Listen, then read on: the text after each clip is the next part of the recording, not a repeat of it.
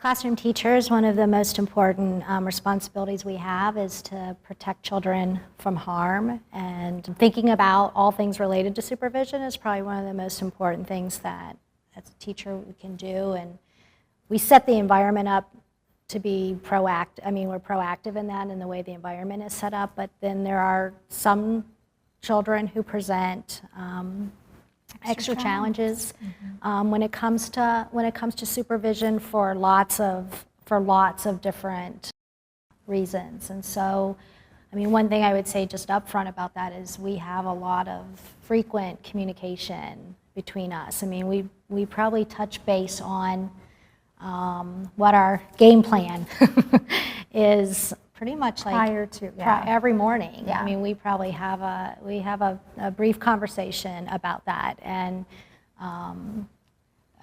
we had a child who it was difficult for him to come to Circle. Very difficult, and his behavior was very random. So, you know, we would try to look, was it at certain times of the day? Was it when we had asked him to, you know, if we had given him some type of demand of some sort, demanding of something of him?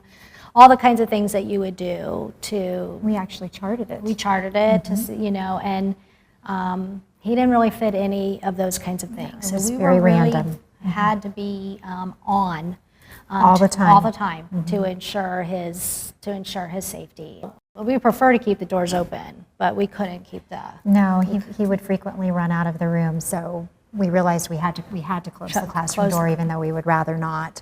And then we attached some bells to the doorknob so that if he did get there, before we did, that we would hear the bell and know that... But we really had to change. I mean, we had to change how we worked in small groups with the children, because we really could not.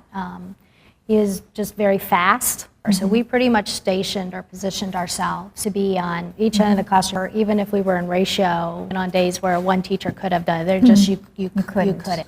He really enjoyed art and the light table and really the house area. And so if Jamie was doing small groups, then I would try to make sure that this zone, that I had a line of vision, and that she did as well.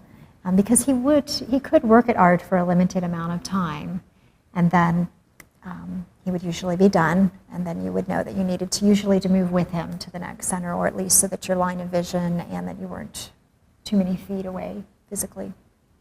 And if you were working on a project, I mean, and I think that's what, you know, how we spent most of our mornings talking about. I mean, based on what we had planned for the day or what we thought we were going to accomplish, based on that, we would have a conversation about, you know, who was going to be one-on-one with him, but still be able to work with, able to work with the other children. We tried lots of different things. Yeah, lots of things, and his was very difficult because it was so unpredictable, and so random.